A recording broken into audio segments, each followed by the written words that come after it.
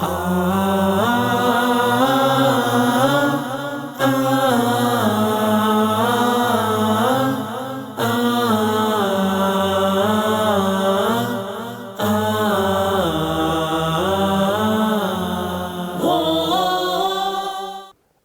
علیکم ورحمۃ اللہ وبرکاتہ۔ الحمدللہ وکفا وسلام علی عبادہ الذین اصطفیٰ،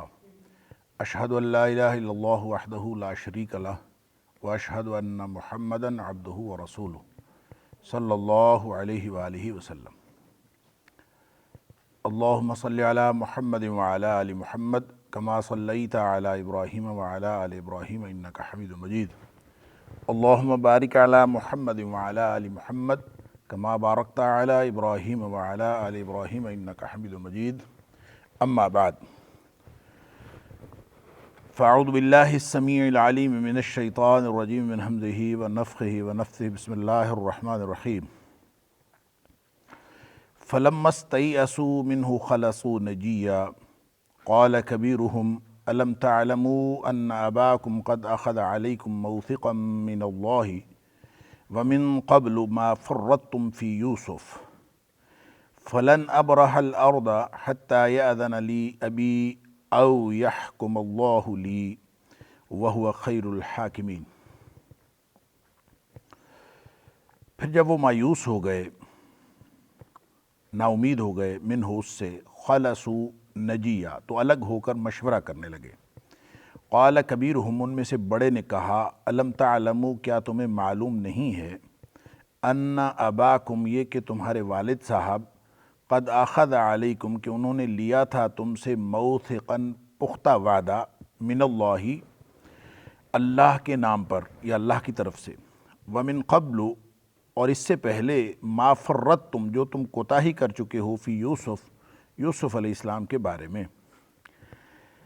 فلن ابرحا، پس میں ہرگز نہیں ہٹوں گا، نہیں ہلوں گا، الارض، اس زمین سے، اس سرزمین سے میں کبھی نہیں جاؤں گا، کہیں نہیں جاؤں گا، حتیٰ، یہاں تک کہ، یأذن لی ابی، میرے والد صاحب مجھے اجازت دے دیں وہاں آنے کی، او یا یحکم اللہ لی، اللہ میرے لیے کوئی فیصلہ فرما دے، وہو خیر الحاکمین، اور وہ بہترین فیصلہ کرنے والا ہے۔ آیت نمبر 80 سورہ یوسف۔ یہاں سے اللہ کے فضل اور اس کے احسان سے آج کے سبق کا آغاز ہو رہا ہے۔ حضرت یوسف علیہ السلام مصر میں جا کے بادشاہ بن گئے، اور وہاں بادشاہ بننے کے بعد دوسرے سفر میں، جس میں دوسرا سفر کیا ان کے بھائیوں نے غلہ لینے کے لیے، تو اس دوران جو بنیامین کو، جو حضرت یوسف علیہ السلام کے سگے بھائی تھے، جن کو ساتھ لانے کے لیے پہلے سفر کے دوران حضرت یوسف علیہ السلام نے ان کو تاکید کی تھی، اور ساتھ تھوڑی سی دھمکی بھی لگائی تھی کہ اگر تم اس بھائی کو نہ لے کے آئے ساتھ تو پھر میں تمہیں غلہ نہیں دوں گا۔ تو اس پر وہ لوگ جب پہنچے، حضرت اپنے بھائی بنیامین کو ساتھ لے کر، تو وہاں پہنچتے ہی حضرت یوسف علیہ السلام نے اپنے بھائی بنیامین کو بتا دیا کہ تو میرا بھائی ہے، اور اس کے بعد جب وہ واپس چلنے لگے، ان کے غلے میں جو ان کا بورا تھا، جس کے اندر غلے کا تھیلا، جس پہ جو خاص طور پہ بنیامین کا تھا، اس کے اندر اپنا پیالہ رکھ دیا، جو ناپنے کا تھا، چاندی کا یا سونے کا پیالہ تھا، ایک ترکیب کی۔ پچھلے درس میں اس کی ساری تفصیلات آ چکی ہیں، میں صرف اعادے کے طور پر عرض کر رہا ہوں۔ تو پھر اس کے بعد جب وہ پیالہ نہیں ملا، تو کارکنان، جو جوان کام کرنے والے خدام تھے، انہوں نے شور مچا دیا اور قافلے والوں کو روک لیا کہ بھئی چوری ہوئی ہے اور بادشاہ کا پیمانہ غائب ہے، اور ہم وہ پیمانہ ڈھونڈنا چاہتے ہیں، اور اگر تم میں سے کوئی چور نکلا، انہوں نے کہا بھی، جو کنعان والے تھے، انہوں نے کہا ہم کوئی چور تھوڑی ہیں، ہم چوری کرنے تھوڑی آئے نا، ہم فسادی ہیں۔ تو انہوں نے کہا کہ اگر چور نکلا تم میں سے تو پھر کیا ہوگا؟ انہوں نے اس بات کا جواب یہ دیا کہ جس سے چوری برآمد ہو، اگر کوئی چور ہو تو چوری کے بدلے میں اسی کو رکھ لیا جائے، یعنی چور ہی چوری کے بدلے میں رکھ لیا جائے، یعنی اس کو غلام بنا لیا جائے۔ بعض نے کہا 1 سال کے لیے غلام بنا لیا جائے۔ بہرحال یہ ترکیب اللہ تعالیٰ فرماتا ہے کذالک کدنا لیوسف، یہ ہم نے ترکیب کی یوسف علیہ السلام کے لیے تاکہ وہ اپنے بھائی کو اپنے پاس رکھ لے، کیونکہ اس وقت کا جو امیگریشن کا قانون ہوگا اس کے مطابق وہ نہیں رکھ سکتے ہوں گے، یا یہ کہ جو کرمنل لا اس دور کا ہوگا کہ تو اس کے مطابق چوری کی سزا جو وہاں پہ ہوگی وہ چوری کی سزا دی جائے گی، ان کو رکھا تو نہیں جا سکتا تھا۔ تو اس لیے جو برادران یوسف ہیں انہی سے پوچھ لیا، اور وہ کنعان کے قانون کے مطابق اور ان کے علم کے مطابق چوری کی سزا یہ تھی کہ چور کو چوری کے بدلے میں رکھ لیا جائے، 1 سال کے لیے غلام بنا لیا جائے، یا اس طرح کا یعنی رکھنے کی سبیل پیدا ہو گئی۔ اب ظاہر ہے کہ جب وہ کجاوے میں سے اس کے بورے میں سے پیالہ نکل آیا، بنیامین کے بورے میں سے، تو اب حسب وعدہ ان کو دینا مجبوری تھی۔ انہوں نے بہرحال آپس میں مشورہ بھی کیا، اور انہوں نے منت ترلا بھی کیا حضرت یوسف علیہ السلام کا، اور ان سے کہا کہ ہم میں سے کسی کو بنیامین کی جگہ رکھ لو، اس لیے کہ ہم اپنے والد صاحب کے ساتھ بڑا پختہ وعدہ کر کے آئے ہیں۔ یعنی انہوں نے کہا کہ فَخُذْ أَحَدَنَا مَكَانَهُ، اس کی جگہ ہم میں سے کسی کو رکھ لو۔ اللہ اکبر، إِنَّا نَرَاكَ مِنَ الْمُحْسِنِينَ، آپ نے پہلے بھی ہمارے پر بہت سارے احسانات کیے ہیں، ایک احسان یہ بھی کیجئے کہ ہمارے میں سے کسی کو رکھ لیجئے اور اس کو چھوڑ دیجئے، کیونکہ ان کا گھر کا معاملہ بڑا عجیب تھا اور والد صاحب کے ساتھ وعدہ کر کے آیا تھا۔ تو انہوں نے صاف جواب دیا، قَالَ مَعَاذَ اللَّهِ أَن نَّأْخُذَ إِلَّا مَن وَجَدْنَا مَتَاعَنَا عِندَهُ، جس سے ہماری چوری برآمد ہوئی تو اس کو رکھنا ہے،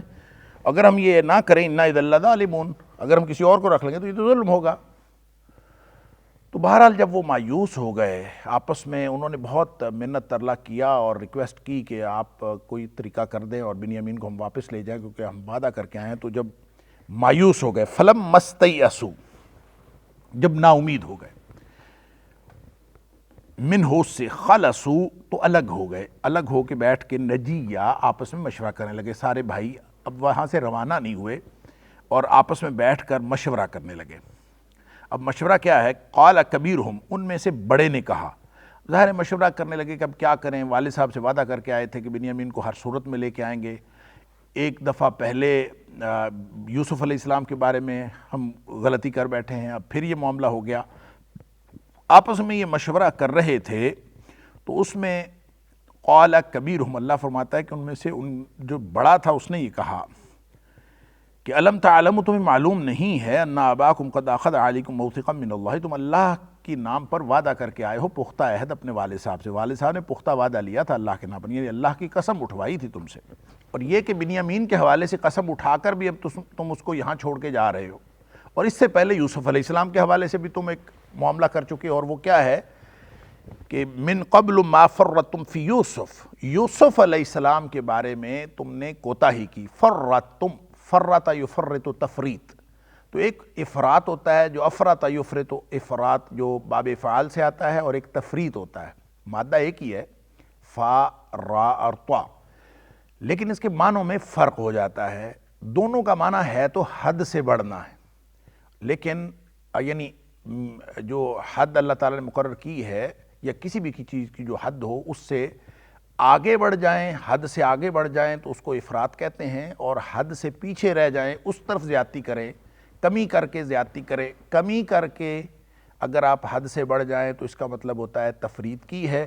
اور اگر زیادتی کر کے حد سے بڑھ جائیں تو افراط ہوتا ہے۔ اسی لیے ہم اردو میں بھی استعمال کرتے ہیں افراط و تفریط، تو افراط حد سے بڑھ جانا زیادتی کر کے کسی چیز میں، اور تفریط کسی چیز میں حد سے بڑھ جانا کمی کی طرف۔ تو یہ فرطتم ما فرطتم فی یوسف، جو یوسف علیہ السلام کے حوالے سے تم سے کوتاہی ہوئی ہے، تم نے یعنی حد سے تم گزرے ہو کمی کر کے، کیا مطلب اس وقت بھی تم وعدے پہ پورے نہیں اترے، تو یہ حالات بڑے خراب ہیں اور میں تو والد صاحب کا سامنا نہیں کر سکتا، فلن ابرح، پس میں تو یہیں رہوں گا، لن ابرح، میں ہلوں گا نہیں، الارض، اس سرزمین سے، حتیٰ، یہاں تک، یاذن لی ابھی، میرے والد صاحب کوئی خود اجازت دے دیں کہ تم آ جاؤ واپس، او یحکم اللہ لی، یا پھر اللہ میرے لیے کوئی فیصلہ فرما دے۔ فیصلہ کیا فرما دے، اس کے بارے میں مفسرین نے مختلف باتیں لکھی ہیں کہ ان کو یہ بھی تھا کہ میری موت آ جائے، یا یہ کہ میں یہیں بیٹھا رہوں گا اور کوئی بنیامین کے یہاں سے رہائی کی کوئی صورت بن جائے، کو اللہ تعالیٰ فیصلہ فرما دے تو بنیامین کو میں ساتھ لے کے جاؤں، یا یہ کہ میں ان سے بدلہ لوں اور ان سے چھڑوا لوں اور اللہ تعالیٰ مجھے قوت دے دے، یا اس طرح کی کوئی بھی بات۔ بہرحال انہوں نے ایک بات اللہ پر چھوڑ دی، وَهُوَ خَيْرُ الْحَاكِمِينَ، اور وہ بہترین فیصلہ کرنے والا ہے، جو بھی میرے بارے میں فیصلہ کرے، میں ادھر ہی بیٹھا ہوں، میری موت آ جائے یا میں بنیامین کو چھڑوا لوں یا کوئی اور معاملہ ہو جائے، لیکن والد صاحب کا سامنا کرنے کی میرے اندر سکت نہیں ہے۔ یہ کبیرہم کون تھا، اس کا نام ذکر نہیں کیا قرآن نے، اور پیچھے ہم پڑھ آئے ہیں کہ جب حضرت یوسف علیہ السلام کو قتل کرنے کی پلاننگ کر رہے تھے سارے بھائی، تو وہاں بھی ایک بھائی نے کہا تھا کہ تم اس کو قتل نہ کرو، اور اگر اس سے جان چھڑانی ہی ہے تو اس کو کسی اندھے کنویں میں پھینک دو، اور اسی کے مشورے سے اندھے کنویں میں پھینکا گیا تھا۔ گویا حضرت یوسف علیہ السلام کو قتل کرنے سے جو گریز کر رہا تھا اور جس نے مشورہ دیا تھا وہ بھی وہی بھائی تھا یہ کون؟ یعنی ان میں سے جو 10 بھائی تھے، 12 بیٹے تھے کل حضرت یوسف علیہ السلام کے، جس میں سے ایک تو یوسف علیہ السلام اور ایک بنیامین جو ایک ہی والدہ سے دونوں تھے۔ باقی 10 جو تھے ان میں سے بعض لوگوں نے کبیرہم سے مراد لیا ہے کہ جو عمر میں سب سے بڑا تھا، اور عمر میں جو سب سے بڑا تھا وہ تو روبیل تھا، اور بعض نے یہاں شمعون ذکر کیا ہے، بعض نے اس کا نام یہودا یا یہوذا، یہ ایک ہی لفظ کے دو مختلف تلفظ ہیں، یہودا بھی اس کو کہتے ہیں، یہوذا بھی کہتے ہیں چوتھا یا تیسرے نمبر پہ عمر کے اعتبار سے تھا۔ لیکن اگر یہ عمر کے اعتبار سے سب سے بڑے کی بات ہوتی تو جو اہل لغت ہیں، عربیت کو جاننے والے، وہ کہتے ہیں کہ یہاں اکبرہم ہونا چاہیے تھا، ان میں سے سب سے بڑا جو عمر میں تھا اس نے یہ کہا۔ اگر یہ عمر میں بڑے کی بات ہوتی تو یہاں کبیرہم کی بجائے اکبرہم ہوتا، ان میں سب سے بڑا، لیکن کبیرہم ان میں سے بڑا، تو یہ بڑا کسی اور اعتبار سے بھی ہو سکتا ہے، ضروری نہیں عمر کے اعتبار سے بڑا ہو۔ تو جن لوگوں نے عمر کے اعتبار سے بڑا قرار دیا ہے کبیر کا مطلب، تو انہوں نے کہا کہ وہ یہودا یا یہوذا تھا، وہ روبیل تھا، عمر کے اعتبار سے روبیل بڑا تھا۔ اور جنہوں نے کہا ہے کہ جو سب سے زیادہ عقل مند تھا، عقل کے اعتبار سے، عقل مندی کے اعتبار سے جو ان میں سے بڑا تھا وہ یہودا یا یہوذا تھا۔ اور کچھ لوگوں نے شمعون کا ذکر کیا ہے، اور ان کا خیال یہ ہے کہ رائے کے اعتبار سے، رائے دینے کے اعتبار سے وہ بھی، اس کی رائے بھی بڑی معتبر سمجھی جاتی تھی، اس لیے رائے دینے میں وہ بڑا تھا۔ بہرحال مفسرین نے ان تینوں میں سے مختلف نام لیے کہ کبیرہم سے مراد کوئی ایک جو صرف عمر میں بڑا ہونا ضروری نہیں ہے، تو کوئی بھی تھا، لیکن تھا یہ وہی جس نے شروع میں مشورہ دیا تھا۔ گویا یہ پورے کہانی کے اندر اس ایک بھائی کا کردار جو ہے وہ باقی بھائیوں سے مختلف رہا ہے۔ حسد کی آگ تو سب میں تھی، لیکن اس میں کچھ ہمدردی کا جذبہ بھی تھا، اور یہ اس کے اندر کوئی عقل مندی کی باتیں بھی تھیں، اور اس کے اندر کوئی للہیت کی باتیں بھی تھیں۔ اور یہاں بھی دیکھ لیں وہ اپنے سارے معاملے کو اللہ کے سپرد کر رہا ہے، پھر وہ والد صاحب کا سامنا کرنے سے گریز کر رہا ہے، اس کا مطلب اس کے اندر جو شرافت اور نجابت ہے وہ بھی ہے، سعادت بھی ہے، والدین کے سامنے وہ سامنا نہیں کر سکتا، اور پھر اس کے علاوہ وہ اللہ کا خوف بھی اس کے اندر موجود ہے، وعدے کی پابندی کی بات بھی موجود ہے۔ اور شروع میں جب ہم دیکھتے ہیں کہ کنویں میں پھینکنے کا مشورہ اس نے دیا کہ چلیں نظروں سے ہٹانا مقصود ہے، جان سے تو نہ مارو اس کو، تو جان لینے کی مخالفت کی، تو گویا اس کے اندر انسانی ہمدردی بھی موجود ہے اور بھائی کا پیار بھی کسی نہ کسی حد تک۔ تو یہ ایک بہرحال ایک ڈیفرنٹ کریکٹر ہے، باقی جو 9 بھائی ہیں ان سے علاوہ یہ ایک بالکل الگ کردار ہے۔ تو تھا یہ روبیل یا یہودا، یہوذا، یا جس کو یہوذا بھی کہتے ہیں، یا پھر شمعون، ان تینوں میں سے کوئی بھی تھا، لیکن یہ کسی بھی اعتبار سے بڑا ہو سکتا ہے، لیکن یہ ایک آدمی تھا۔ اور زیادہ لوگوں کا خیال ہے کہ یہ روبیل ہی تھا بڑا بھائی، اس لیے کہ یہودا یا یہوذا جو ہے تو وہ تو بعد ازاں زیادہ مشہور ہوا، اور اس کے بھی بہت سارے لوگوں نے کچھ واقعات لکھے ہوئے ہیں، واللہ عالم کون تھا۔ لیکن اس نے بات بڑی زبردست کی، اس نے کہا میں نے نہیں جانا، اور وہ نہیں گیا، وہ بیٹھا رہا وہیں، اور باقی لوگوں کو اس نے بھیج دیا، باقی بھائیوں سے انہوں نے کہا کہ تم جاؤ، ارجعوا الی ابیکم، تم باقی بھائی چلے جاؤ، ارجعوا واپس لوٹ جاؤ، الی ابیکم، والد صاحب کے پاس چلے جاؤ، یعنی یعقوب علیہ السلام کے پاس، فقولوا، اور جا کے یہ کہو، یا ابانا، اے والد صاحب، ان ابنک سرق، تیرے بیٹے نے، آپ کے بیٹے نے چوری کی ہے، وما شہدنا، اور ہم تو وہی گواہی دے سکتے ہیں، ہم نے تو وہی گواہی دی تھی، الا مگر، بما علمنا، سوائے اس کے کہ جو ہم جانتے تھے، ہم نے اس کے علاوہ اور کوئی گواہی نہیں، ما شہدنا، ہم نے نہیں گواہی دی، الا مگر، بما علمنا، اس چیز کے ساتھ جو ہمارے پاس علم تھا، اس کے علاوہ تو ہم گواہی نہیں دے سکتے۔ تو کون سی گواہی یہاں سے مراد ہے؟ وما شہدنا الا بما علمنا، کہ ہم نے کوئی گواہی نہیں دی سوائے اس کے کہ جو ہمیں علم تھا۔ اس کا مطلب ایک تو اس کے 3 مفاہیم مفسرین لکھے ہیں۔ ایک مفہوم تو اس کا یہ ہے کہ جو خبر ہم آپ کو دے رہے ہیں کہ اس نے چوری کی ہے، دیکھا کوئی نہیں ہم نے چوری کرتے ہوئے، ہم جو گواہی نہیں دے رہے کہ وہ اس نے واقعی چوری کی ہے، ہم تو یہ کہہ رہے ہیں کہ جو ہمیں ہمارے علم میں لائی گئی بات، ہم نے چوری کرتے دیکھا کوئی نہیں ہے اس کو، ہم کوئی گواہ نہیں ہے چوری کرنے کے، ما شہدنا، ہم نے گواہی نہیں دی، الا بما علمنا، سوائے اس کے کہ ہمیں جو علم ہوا، یعنی علم کی بنیاد پر ہم یہ کہہ رہے ہیں، وگرنہ ہم نے دیکھا کوئی نہیں ہے۔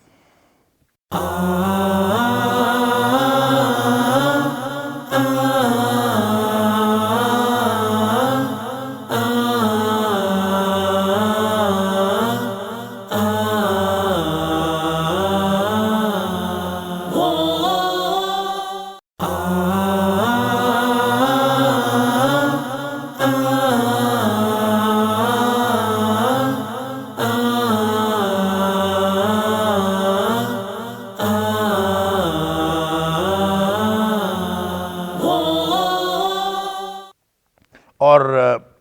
بس وہ لوگوں نے بتایا، اور ظاہر ہے وہ پیالہ اس میں سے نکلتے ہوئے تو ہم نے دیکھا ہے، اسی کے بورے میں سے نکلا تھا، اور اس کے علاوہ ہمیں نہیں پتہ، ہم یہ نہیں کہہ سکتے کہ واقعتاً وہ چور ہے، یا یہ کہ یعنی چوری کرتے ہم نے دیکھا نہیں ہے۔ بہرحال چوری کی ہے، اور اس کی بنیاد، اس خبر کی بنیاد ہماری گواہی نہیں ہے، بلکہ وہ خبر ہے جو ہمارے علم میں لائی گئی۔ دوسرا اس کا مفہوم یہ ہو سکتا ہے کہ جو ہم نے اس وقت گواہی دی تھی، جو ہم نے وعدہ کیا تھا کہ ہم اس کو لازماً واپس لائیں گے، الا یہ کہ ہم سب کو گرفتار کر لیا جائے، تو وہ جو وعدہ کیا تھا، اس وقت ہم نے جو وعدہ کیا تھا، جو گواہی دی تھی، وہ اسی بنیاد پر کی تھی جو اس وقت تک ہمیں علم تھا۔ ہمیں کوئی یہ تھوڑی پتہ تھا کہ یہ تیرا بیٹا چور ہے اور یہ چوری کرے گا، ہمیں تو اس بات کا پتہ ہی نہیں تھا۔ اور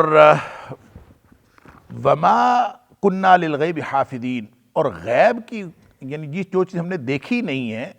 تو اندیکھی چیز کی ہم محافظت کرنے والے تو نہیں ہیں، اس کی تو ہم حفاظت نہیں کر سکتے۔ جو چیز جس کا ہمیں پتہ ہی نہیں ہے، اس کی ہم حفاظت کیسے کر سکتے ہیں؟ اسی طرح یعنی پہلے مفہوم کے اعتبار سے کہ اگر ہم نے چوری کرتے ہوئے نہیں دیکھا، تو ظاہر ہے جو چیز ہماری نظروں سے اوجھل ہے، اس کی ہم حفاظت کیسے کر سکتے ہیں؟ ایک، اور یہ جو دوسرا مفہوم ہے اس کے اعتبار سے کہ جس وقت ہم نے آپ سے وعدہ کیا تھا، ہم نے گواہی دی تھی، اس وقت تک جتنا ہمارے پاس علم تھا بنیامین کے بارے میں یا حالات کے بارے میں، اتنی ہم نے بات کر دی۔ اور رہی بات یہ کہ وہ بعد میں کیا کرے گا، یہ تو غیب تو ہم نہیں جانتے تھے، تو ہم نے اس وقت یہ گواہی دے دی۔ یہ دوسرا مفہوم ہے۔ اور تیسرا مفہوم یہ ہے اس کا، اور یہ بھی مفسر نے لکھا، اور تینوں کا احتمال بیک وقت موجود ہے۔ تیسرا مفہوم یہ ہے کہ جس وقت اہل مصر نے اور مصر کے درباری خدام نے پوچھا تھا کہ بھائی اگر کوئی چوری تم سے ثابت ہو جائے تو تمہارے ہاں چور کی سزا کیا ہے، تو ابھی اس وقت تک تو یہ معلوم نہیں تھا کہ کوئی چور ہے بھی کہ نہیں، کیونکہ وہ تو اس پر مطمئن تھے کہ ہم میں سے کوئی چور نہیں ہے۔ تو جب انہوں نے چوری کی سزا پوچھی تھی، تو انہوں نے جو چوری کی سزا بتائی تھی، تو یہ وما شہدنا کا تعلق اس چوری کی سزا بتانے کے سے متعلق ہے۔ تو وہ کہتے ہیں کہ والد صاحب سے جا کے کہو کہ بھائی چوری تو تیرے بیٹے نے کی، ہمیں علم نہیں تھا کہ چور وہ ہے، ہم نے تو جو گواہی دی، جو اس وقت چور کی سزا بتائی، وہ صرف اس علم کی بنیاد پر دی تھی جو ہمارے پاس علم تھا۔ ہمارے پاس ایک تو یہ علم کوئی نہیں تھا، ہم کوئی غیب تھوڑی جانتے تھے کہ چور وہ ہے، تو کوئی اور بھی چور ہم میں سے نکل سکتا تھا، یا یہ کہ ہم میں سے کوئی بھی چور نہ نکلتا، ہم تو مطمئن تھے کہ کوئی چور ہم میں سے نہیں ہے۔ تو جتنا ہمارے پاس علم تھا اس کے مطابق ہم نے کہہ دیا کہ چور کی سزا یہی ہے کہ چوری کے بدلے میں اسی کو رکھ لیا جائے، تو یہ بات ہم نے اس وقت کہہ دی۔ تو یہ تینوں مفاہیم اپنی اپنی جگہ پہ درست ہو سکتے ہیں اور بیک وقت درست ہو سکتے ہیں کہ انہوں نے کہا بھی ہمیں غیب کا کوئی علم نہیں تھا، جتنا ہمیں علم تھا اسی بنیاد پر ہم نے کہا۔ اگر ہم یہ کہہ رہے ہیں کہ وہ چور ہے، تو یہ بھی اس کی ہم نے اس کو چوری کرتے دیکھا نہیں ہے، البتہ ہمارے علم میں یہ بات لائی گئی کہ وہ اس نے چوری کی ہے۔ دوسری بات یہ کہ جب ہم نے گواہی دی تھی کہ ہم ضرور اس کو واپس لائیں گے، اور ہم نے جو پختہ عہد کیا تھا، اس وقت بھی ہم نے جتنا ہمارے پاس علم تھا اس کی بنیاد پر کیا تھا، غیب جاننے والے ہم نہیں ہیں، غیب کی حفاظت کرنے والے ہم نہیں ہیں۔ اور تیسری بات یہ کہ جب ہم نے چوری کی سزا کی بات بتائی تھی، تو وہ بھی ہم نے علم کی بنیاد پر بتائی تھی، اس کے علاوہ ہمارے پاس کوئی غیب کا علم نہیں تھا۔ وَاسْأَلِ الْقَرْيَةَ الَّتِي كُنَّا فِيهَا، اور آپ پوچھ لیں، دریافت کروا لیں، القریۃ اس بستی سے، التی وہ بستی، کننا فیہا جس میں ہم گئے تھے، یعنی مصر، اس سے مراد مصر کی بستی جہاں ہم گئے تھے، وہاں سے آپ کسی کو بھیج کے پتہ کروا لیں کہ کیا یہ واقعہ سچا ہے یا غلط ہے۔ ہم نے جو بات کی وہ ساری کی ساری بات سچی ہے، ہمارے پاس اور کوئی دلیل نہیں ہے سوائے اس کے کہ آپ کو اگر یقین نہیں آ رہا تو آپ کسی کو بھیج دیں، اور وہاں سے جا کے مصر جا کے وہ حالات دریافت کر کے آپ کو پتہ چل جائے گا کہ جناب اس نے چوری کی ہے کہ نہیں کی، اور جو بات ہم کر رہے ہیں وہ سچی ہے کہ نہیں۔ وَالْعِيرُ الَّتِي أَقْبَلْنَا فِيهَا، اور وہ قافلہ، العیر وہ قافلہ، التی جو اقبلنا فیہا جس کے ساتھ ہم آئے ہیں، جس قافلے میں ہم آئے ہیں اس قافلے والوں سے پوچھ لیں، جو وہ بھی ہمارے ساتھ تھے، غلہ لینے کے لیے گئے تھے۔ تو چاہے آپ وہاں کسی کو بھیج کر، اب یہ والد صاحب سے جا کے کہو، یہ بڑا بھائی مشورہ دے رہا ہے کہ والد صاحب سے جا کے کہو کہ بھی ہم تو اپنے علم کے مطابق گواہی دی تھی اور غیب کا علم ہمیں نہیں تھا، اور آپ کو اگر ہماری بات پر یقین نہیں آ رہا تو آپ کسی کو بھیج دیں اور وہ مصر سے جا کے پتہ کرائے کہ ہماری بات ٹھیک ہے یا غلط ہے۔ دوسری بات یہ کہ جس قافلے کے ساتھ ہم آئے ہیں یہ قافلہ بھی وہیں تھا، ان کو بھی معلوم ہے، ان سے پوچھ لیں۔ وَإِنَّا لَصَادِقُونَ، اور سچی بات یہ ہے اور حقیقت یہ ہے کہ ہم سچے ہیں۔ وَإِنَّا، اور بے شک، لَصَادِقُونَ، ہم یقیناً سچے ہیں، یا ہیں تو سچے، لیکن ہمارے پاس اس کے علاوہ کوئی دلیل نہیں ہے کہ آپ وہاں سے پتہ کر لیں یا اپنے قافلے والوں سے پوچھ لیں، کہیں سے پوچھ لیں۔ تو گویا جو بڑے بھائی نے مشورہ دیا تھا تو وہ وہیں رہ گیا مصر میں، اور چھوٹے بھائی باقی سارے جو تھے وہ وہاں آ گئے، واپس کنعان آ گئے۔ انہوں نے آ کے والد صاحب سے بات کی، حضرت یعقوب علیہ السلام نے ساری بات سنی۔ سننے کے بعد یعقوب علیہ السلام فرماتے ہیں قال بل سولت لکم انفسکم امرا، کہ بلکہ فرمایا حضرت یعقوب علیہ السلام نے، بلکہ سولت لکم انفسکم امرا، تمہارے نفسوں نے ایک بات مزین کر دی ہے تمہارے لیے۔ سولا یسول تسویل، یہی بات حضرت یعقوب علیہ السلام نے اس وقت بھی فرمائی تھی جب یوسف علیہ السلام کے بارے میں وہ واپس آئے تھے رات کو خون آلود کرتا لے کر، اور یوسف علیہ السلام کو کے کرتے کو دیکھ کر یعقوب علیہ السلام نے اس وقت بھی یہی فرمایا تھا، بل سولت لکم انفسکم امرا، کہ یہ تمہارے نفسوں نے کوئی بات بنائی ہے۔ یہ جو سولا یسول تسویل ہے، اس کے بارے میں یہ ذہن میں رکھنا چاہیے کہ اس کے دو معنی عام طور پر لغت کے اعتبار سے بیان کیے جاتے ہیں۔ ایک تو یہ تزئین کرنا، تسویل بمعنی تزئین ہے، کسی چیز کو خوبصورت بنا کے دکھانا۔ دوسرا اس کا معنی ہے وسوسہ پیدا کرنا، تو وسوسہ پیدا کرنا دل میں، یا کسی چیز کو خوبصورت بنا کے پیش کرنا۔ تو دونوں باتیں اگر آپ جمع کر لیں جو لغت کے اندر جس کی رعایت ہے، دونوں کی رعایت کر کے آپ مرادی معنی لے سکتے ہیں کہ تسویل کا معنی یہ ہوگا کہ نفسانی خواہش کی بنیاد پر آپ کسی بات کو خوبصورت بنا کے پیش کر دیں، یعنی حقیقت کی بنیاد پر نہیں بلکہ اپنی نفسانی خواہش کی بنیاد پر آپ کوئی چیز خوبصورت بنا کے، کسی چیز کو مولڈ کر کے اور بنا سوار کے پیش کر دیں، تو اس کو کہیں گے تسویل۔ تو یہ بات حضرت یوسف علیہ السلام کے کرتے کو دیکھ کر بھی، خون آلود کرتے کو دیکھ کر، تو اس وقت شواہد تھے کہ ظاہر کرتا پھٹا ہوا نہیں تھا اور ثابت کرتے کے اوپر خون لگا ہوا ہے، تو ایک عام عقل مند آدمی بھی سمجھ جاتا ہے، اور کہاں بصیرت نبی کی حضرت یعقوب علیہ السلام کی، تو انہوں نے فوراً سمجھ لیا کہ جناب یہ تو غلط کہہ رہے ہیں کہ انہوں نے کوئی نہ کوئی گڑبڑ کی ہے۔ تو اس وقت تو اس کا ایک گویا ظاہری طور پر کچھ شواہد اور قرائن بھی موجود تھے۔ تو اب جب بنیامین کے حوالے سے سچے تو وہ تھے کہ بنیامین کو جو روکا گیا اس میں ان کی تو کوئی پلاننگ شامل نہیں تھی، لیکن حضرت یعقوب علیہ السلام کا رسپانس بالکل اسی طرح کا تھا جس طرح کا یوسف علیہ السلام کے موقع پر تھا۔ اس موقع پر بھی انہوں نے کہا تھا بل سولت لکم انفسکم کہ امرا، تمہارے نفسوں نے، تمہارے دلوں نے، تمہاری نفسانی خواہشات نے کوئی معاملہ گڑبڑ کیا، اس کو بنا سوار کے پیش کیا ہے، اور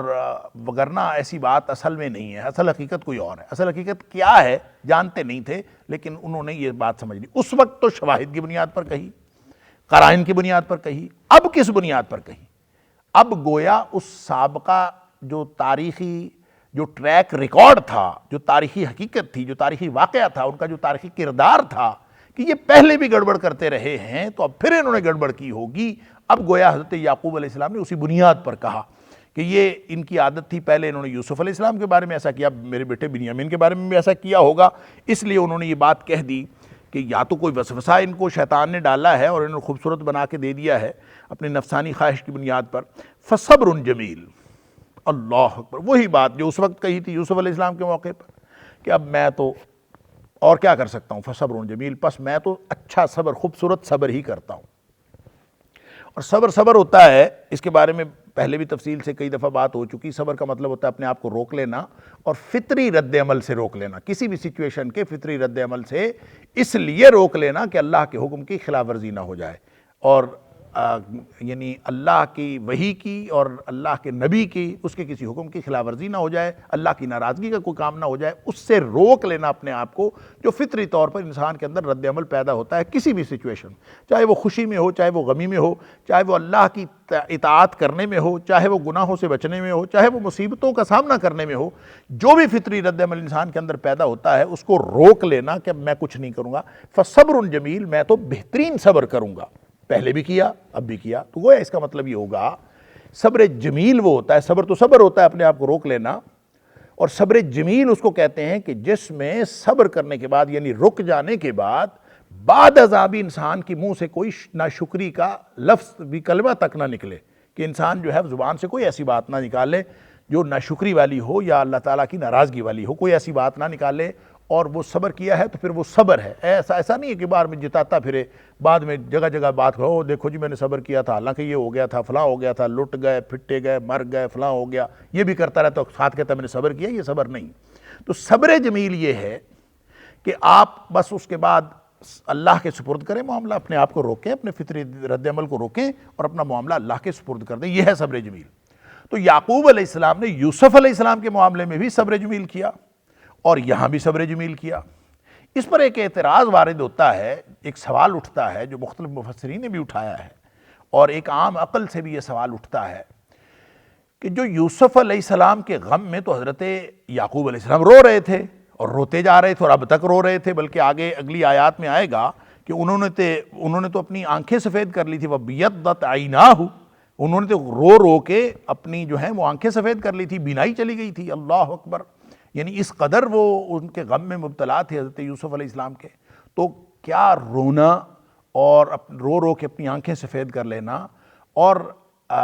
صبر جمیل, یہ دونوں بیک وقت کوئی آپس میں تضاد نہیں رکھتے کہ اگر تو صبر جمیل تھا تو پھر وہ روتے کیوں تھے؟ تو بات اصل میں یہ ہے کہ رونا یا غم کی حالت ہونا دل کے اندر یا غم کا اظہار ہونا یہ بے صبری نہیں ہے. بے صبری یہ ہے کہ آدمی کوئی اللہ کی ناراضگی کا کلمہ زبان سے نکال لے یا کوئی ایسی بات زبان سے نکال لے جس میں کوئی ناشکری کا کوئی شائبہ پایا جاتا ہو یا کوئی ایسی بات بے صبری کا کوئی شائبہ پایا جاتا ہو, وہ صبر جمیل کے خلاف ہے. وہ وگرنہ یہ جو آنکھوں سے آنسو بہہ جانا, غم ہونا, یہ ساری انسانی فطری احتیاجات ہیں اور انسان کے فطری تقاضے ہیں. نبی اکرم صلی اللہ علیہ وسلم جب آپ کے بیٹے, آپ کے صاحبزادے حضرت ابراہیم کی وفات ہوئی تو نبی اکرم صلی اللہ علیہ وسلم کی آنکھوں سے آنسو بہہ رہے تھے, آپ رو رہے تھے, اور صحابہ کرام نبی پاک صلی اللہ علیہ وسلم دیکھتے تو وہاں اس وقت بھی بعض لوگوں کے دل میں یہ خیال آیا کہ نبی اکرم صلی اللہ علیہ وسلم جو ہم سب کو صبر کی تلقین کرتے ہیں خود رو رہے ہیں. تو اس موقع پر نبی کریم صلی اللہ علیہ وسلم نے فرمایا تھا, اور یہ حدیث بخاری کے اندر, مسلم شریف کے اندر, مختلف کتابوں کے اندر موجود ہے, اور صحیح حدیث ہے کہ نبی پاک صلی اللہ علیہ وسلم نے فرمایا تھا کہ جو آنکھ ہے وہ بہہ رہی ہے, ان العین تدمع, آنکھ سے آنسو بہہ رہے ہیں. اللہ اکبر. وان القلب یحزن, اور جو دل ہے وہ واقعی غمگین ہے, دل بھی غمگین ہے, آنکھیں بھی بہہ رہی ہیں. ولا نقول, اور ہم کوئی ایسی بات زبان سے نہیں کہیں گے, ما لا یرضی ربنا, جو ہمارے رب کی رضا کے خلاف ہو, وہ بات زبان سے نہیں نکالیں گے. اور ابن ماجہ کی روایت کے الفاظ ہیں وَلَا نَقُولُ مَا يَسْخُطُ الرَّبِّ, ہم ایسی کوئی بات زبان سے نہیں نکالیں گے جو ہمارے رب کو ناراض کر دے. تو اس کا مطلب یہ ہوا کہ آدمی اگر فطری تقاضے کے تحت, بشری تقاضے کے تحت غمگین ہو رہا ہے, غم محسوس کر رہا ہے, تو یہ احساسات تو ایک بہترین انسان اور خیر البشر ہونے کی دلیل ہے, اور فطرت سلیمہ کی دلیل ہے کہ انسان کو اللہ نے دوسرے انسانوں کے ساتھ محبت رکھی ہے اور فطری محبت رکھی ہے. اور فطری محبتوں میں سب سے بڑی محبت وہ ہے جو والدین کو اپنی اولاد سے ہوتی ہے یا اولاد کو اپنے والدین سے ہوتی ہے. اس فطری محبت کی تو دنیا میں کوئی مثال ہی نہیں. لہٰذا اس فطری محبت میں اگر کسی انسان کی آنکھوں سے آنسو بہہ رہے ہوں یا اس کا دل غمگین ہو تو اس کا مطلب یہ ہرگز نہیں ہے کہ وہ بے صبری کا مظاہرہ کر رہا ہے. وَلَا نَقُولُ مَا لَا يَرْضَى رَبُّنَا, ہم زبان سے ایسی بات نہیں کہیں گے جس پر اللہ تعالیٰ کی رضامندی نہ ہو. ولا نقول ما یسخط الرب، جو رب کو ناراض کرے ایسا کوئی کلمہ زبان سے نہیں نکالیں گے۔ البتہ آنکھیں بہہ رہی ہیں، آنسو آپ کی آنکھوں سے نکلتے ہیں، دل غمگین ہوتا ہے، اور یہ ایک بالکل فطری بات ہے۔ تو یہ بے صبری، یہ صبر جمیل کے خلاف نہیں ہے، یہ بے صبری نہیں ہے۔ لہذا فصبر جمیل، میں تو یعنی سمجھ گئے کہ معاملہ اسی طرح ہی سمجھا۔ دیکھیں اللہ کے نبی ہیں، لیکن چونکہ حقیقت معلوم نہیں ہے، تو یوسف علیہ السلام کے معاملے میں تو انہوں نے واقعی ایک پلاننگ کی تھی، ایک تصویل کی تھی۔ اب یہاں انہوں نے تصویل نہیں کی، لیکن حضرت یعقوب علیہ السلام کہہ رہے ہیں کہ تم نے تصویل کی ہے، وہ کہہ رہے ہیں کہ ہم سچے ہیں۔ لیکن اب حضرت یعقوب علیہ السلام کو ان کے اوپر اعتبار نہیں آ رہا، اور اعتبار انہوں نے خود اپنا گوایا ہے، اور وہ کہتے ہیں کہ چلے میں تو صبر جمیل ہی کرتا ہوں، عسى اللہ، مجھے امید ہے اللہ سے، ان یاتینی بہم، کہ اللہ ان سب کو لے آئے گا جمیعاً، سب کو سب اکٹھے کر کے لے آئے گا۔ اب یہ سب کون ہے؟ جمیعاً، سب کو لے کے آئے گا، یعنی ان سے ایک تو صبر جمیل کی کا عزم کیا کہ میں صبر جمیل کرتا ہوں، اور ساتھ امید کا اظہار کیا کہ اللہ ان سب کو لے آئے گا، مجھے یقین ہے انشاءاللہ اللہ تعالیٰ ان کو لے آئے گا، مجھے امید ہے۔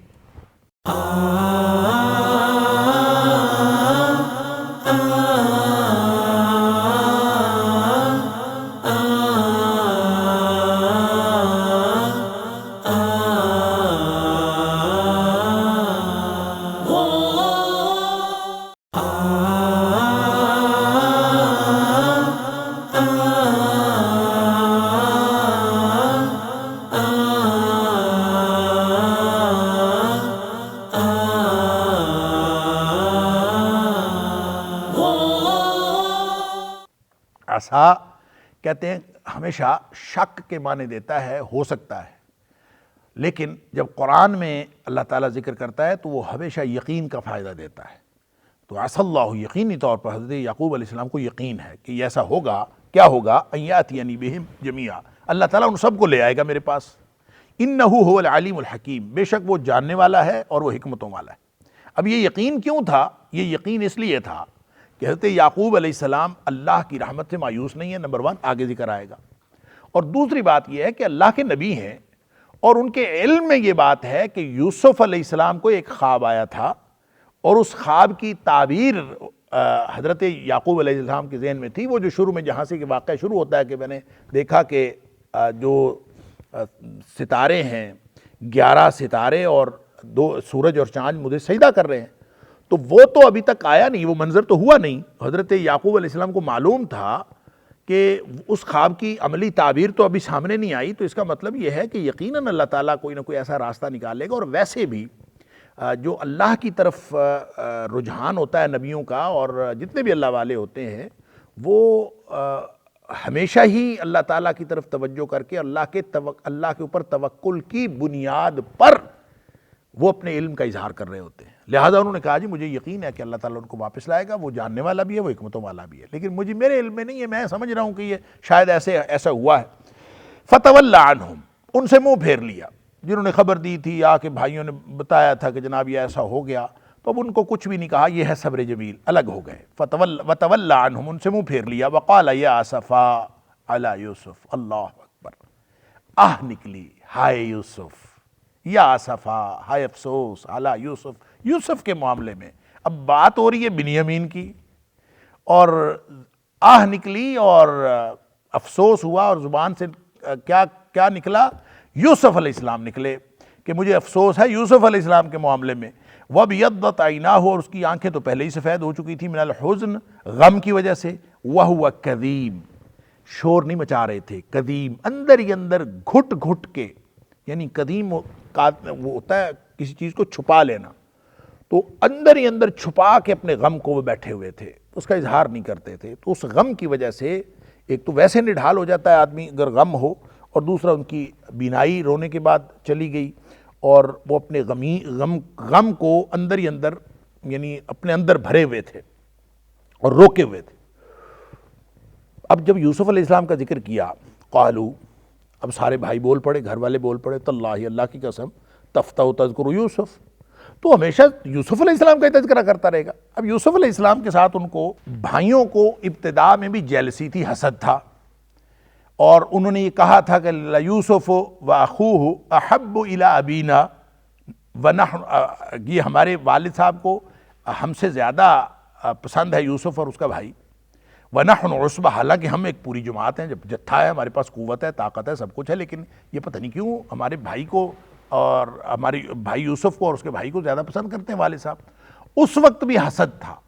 اب یہ یوسف علیہ السلام کا اتنا عرصہ گزر گیا ہے تو یوسف علیہ السلام کا ذکر سنتے ہی وہی حسد کی آگ گویا پھر سے بھڑکی اور کہا کہ یہ ہمیشہ یہی ذکر کرتا رہیں گے۔ فاتا یفتو، اس کے ساتھ عام طور پہ لا یا ما نفی کا آتا ہے عربی کے محاورے کے تحت، لا تفتو یا ما تفتو، اور ما تفتو لا تفتو یہ ما زالہ کے معنوں میں آتا ہے کہ ایسے ہی ہوتا رہے گا۔ کیا؟ تذکرو، تو تذکرہ ہی کرتا رہے گا ہمیشہ، یوسف یعنی برابر وہی کام ہوتا رہے گا، ہمیشہ کرتا رہے گا، یعنی باز نہیں آئے گا۔ تو بعض اوقات لا یا مان اس کو جو ہے وہ مائنس کر دیتے ہیں، اس کو اس کے بغیر بھی آ جاتا ہے تو یہ محذوف ہو جاتا ہے۔ تو تفتہ و تذکرو یوسف، گویا آپ تذکرہ یوسف سے باز نہیں آئیں گے، اس کا ہی ذکر ہمیشہ کرتے رہیں گے، حتیٰ یہاں تک کہ تکون حردن، کہ آپ بالکل موت کے قریب چلے جائیں۔ حردن کہتے ہیں ایسے جسمانی عارضے کو یا ایسے عقلی ضعف کو جو پے در پے صدمے کی وجہ سے یا شدید صدمے کی وجہ سے جو یا ایسا بگاڑ انسان کے اندر فزیکلی یا مینٹلی پیدا ہو جائے جو انسان کو موت کے قریب لے جائے، ہلاکت کے قریب ہے، اس کو کہتے ہیں حرزن۔ حتیٰ تکون حردن، آپ بالکل ہی گویا صدمے سے نڈھال ہو جائیں اور موت کے قریب پہنچ جائیں۔ کیا یہ کرنا چاہتے ہیں؟ ہر وقت یوسف یوسف کو لگائی ہوئی ہے۔ او یا تکون، آپ ہو جائیں من الحالکین، ویسے ہی ہلاک ہونے والوں میں سے، یعنی آپ ویسے فوت ہو جائیں یا ویسے موت کے قریب پہنچ جائیں۔ آپ نے اپنے آپ کو یعنی روگ لگایا ہوا ہے، ایک آدمی صدمے سے اپنے آپ کو روگ لگا کے بالکل وہ کٹ آف ہو جائے یا اس کے عقلی طور پر ضعف کا شکار ہو جائے یا جسمانی ضعف کا شکار ہو، اس کو حرض کہتے ہیں۔ تو آپ گویا اپنے آپ کو مارنا چاہتے ہیں، آپ کو اپنے آپ کو ہلاک کر بیٹھیں گے یوسف کا ذکر کر کر کے۔ اب یہ اس میں ایک طرف والد صاحب کی ہمدردی بھی ہے اور پازیٹیو پہلو بھی ہے کہ آپ اس کا ذکر کریں۔ ایک بات چلی گئی، واقعہ ہو گیا، معاملہ گزر گیا، اب ایک شخص اگر غائب ہو گیا ہے تو اس کا مطلب یہ تو نہیں ہے کہ ساری عمر اسی کا ذکر کرتے رہے، تو آپ چھوڑیں اس کو۔ پتہ نہیں ان کے خیال میں تو یوسف علیہ السلام زندہ نہیں تھے، لیکن یعقوب علیہ السلام وہ ابھی تک امید لگائے ہوئے بیٹھے۔ قال، تو یوسف علیہ السلام نے یعقوب علیہ السلام نے ان کی باتیں سنی اپنے بیٹوں کی۔ انما اشکو بثی، تو کہتے ہیں قال، یہ کہہ اٹھے،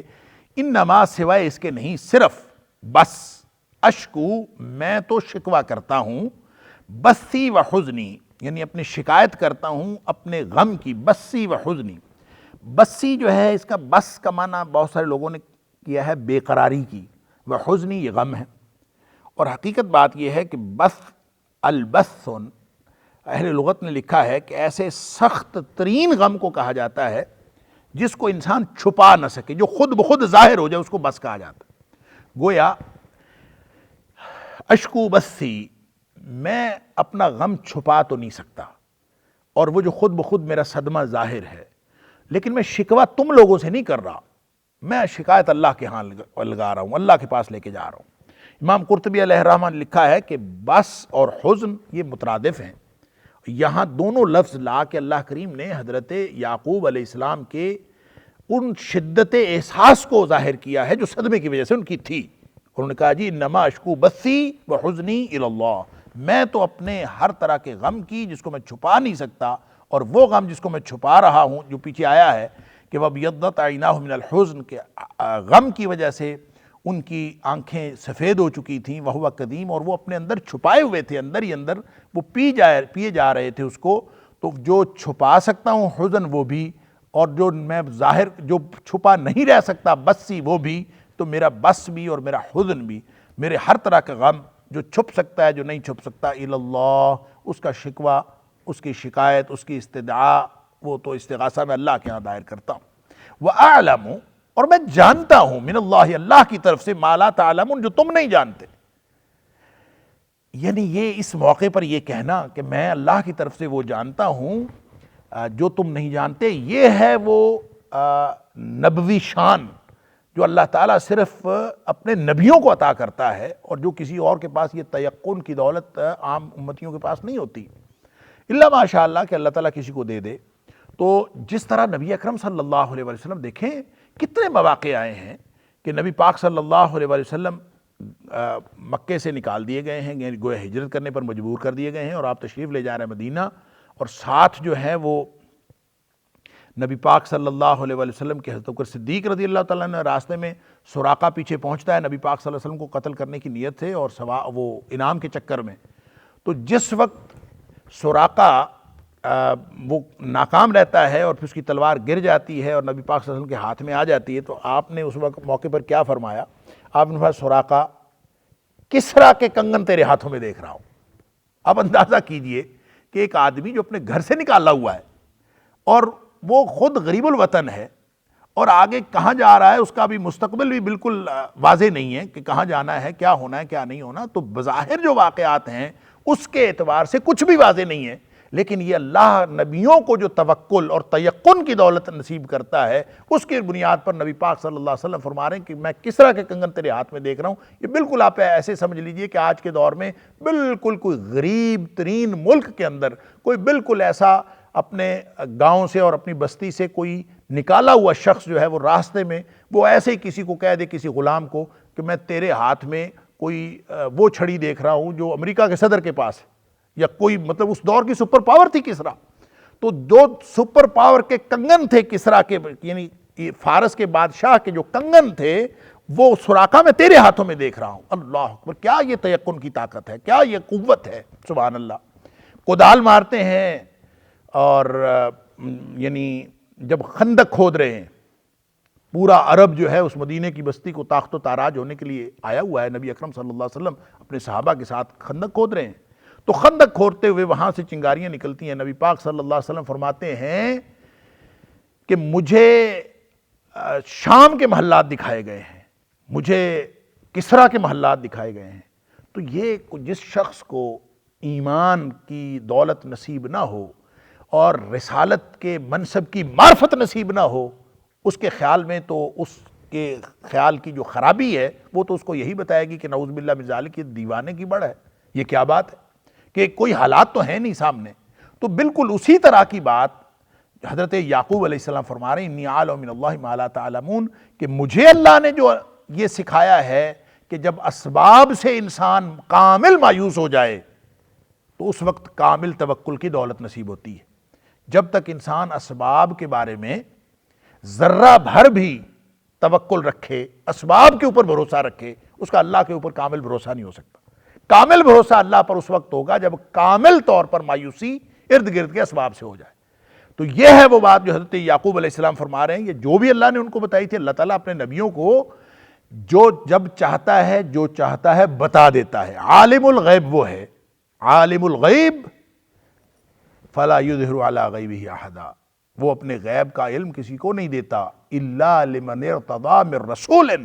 ہاں اپنے رسولوں میں سے کسی کو چن لیتا ہے، کبھی جو بتانا ہوتا ہے اللہ بتا دیتا ہے۔ تو انی عالم من اللہ، میں اللہ کی طرف سے جانتا ہوں، ما لا تعلمون، جو تم نہیں جانتے۔ تو کوئی بھی چیز اس سے مراد ہو سکتی ہے کہ حضرت یعقوب علیہ السلام کو اللہ تعالیٰ نے بتائی، اور اس یقین کی دولت کی بنیاد پر حضرت یعقوب علیہ السلام فرما رہے ہیں کہ تمہیں کیا معلوم مجھے اللہ کی طرف سے کس کس چیز کا یقین دلایا جاتا ہے۔ یا بنیا، میرے بیٹو تم یہ کام کرو، اذهبوا، جاؤ، فتحسسوا، جا کے تلاش کرو، من یوسف، یوسف علیہ السلام کی تلاش کرو۔ اندازہ کیجئے کہ 25 سال ہو گئے ہیں، ربع صدی ہو چکی ہے، اور آدمی بھول جاتا ہے، لیکن یہ اللہ کے نبی ہیں اور اللہ کی طرف سے کس تیقن کی دولت سے مالا مال ہیں۔ جاؤ، جا کے یوسف کو تلاش کرو، کیونکہ یقین تھا کہ وہ خواب تو پورا ہوگا، اور بیٹے کی سعادت اور بیٹے کا جو یعنی مستقبل نظر آ رہا تھا۔ یا بنیہ، اے میرے بیٹو، اذهبوا فتحسسوا، یا بنی یذهبوا فتحسسوا، جاؤ اور جا کے تلاش کرو، من یوسف، یوسف علیہ السلام کی، واخیہ، اس کے بھائی کی بھی تلاش کرو۔ گویا یہاں پہ ایک اشارہ موجود ہے کہ یوسف علیہ السلام کے بھائی کہاں تھے، بنیامین کہاں تھے؟ وہ تو مصر میں تھے، وہ تو پتہ تو معلوم تھا، بھائیوں نے آگے بتا دیا کہ وہ تو قید ہیں، مصر کے بادشاہ کی قید میں ہیں، وہاں پہ وہ چوری کے جرم میں دھر لیے گئے۔ تو یہ فرما رہے ہیں کہ جا کے تلاش کرو، تو اس کا مطلب ہے اشارہ اس میں موجود ہے کہ جہاں کہیں بھائی ہے، جہاں کہیں بنیامین ہے، وہیں کہیں یوسف ہے، تو جا کے اس کو تلاش کرو۔ ولا تیأسوا،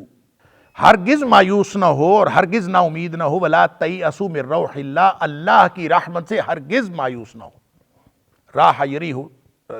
یہ ہوا کے چلنے کو کہتے ہیں روح اللہ، اللہ کی رحمت کی ہوا، یعنی اللہ کی رحمت کی ہوا چلے گی، اللہ کسی طرف سے بھی رحمت برسائے گا اور تمہارے لیے وہ امیدیں. تو مومن ہر چیز سے مایوس ہو سکتا ہے، ہر سبب سے، لیکن وہ اللہ کی رحمت سے مایوس نہیں ہو سکتا. اور پھر فرمایا انہو لا ییأس، یہ ہے کلیہ قاعدے کی بات، انہو لا ییأس من روح اللہ، یہ کہ نہیں مایوس ہوتا کوئی اللہ کی رحمت سے الا القوم الکافرون، سوائے کافروں کے. کافر مایوس ہوتا ہے اللہ کی رحمت سے، مومن کبھی کسی صورت میں اللہ کی رحمت سے مایوس نہیں ہوتا. دروازے بند ہوں وہ اللہ کی رحمت سے مایوس نہیں ہوتا، آگے سمندر ہو، پیچھے قوت ہو، طاقت ہو، وہ مایوس نہیں ہوتا. اگر غار ثور میں بیٹھے ہوئے نبی اکرم صلی اللہ علیہ وسلم ہوں، ساتھ ابوبکر صدیق، اور اوپر ان کے قدم نظر آ رہے ہوں، تو لا تحزن ان اللہ معانا، مایوسی کی کیا بات ہے، اللہ ہمارے ساتھ ہے. تو اللہ ہر وقت ساتھ ہوتا ہے اور اللہ تعالیٰ کی رحمت سے کبھی مایوس نہیں ہوتا. مومن مایوس ہوتا ہے تو کافر ہوتا ہے.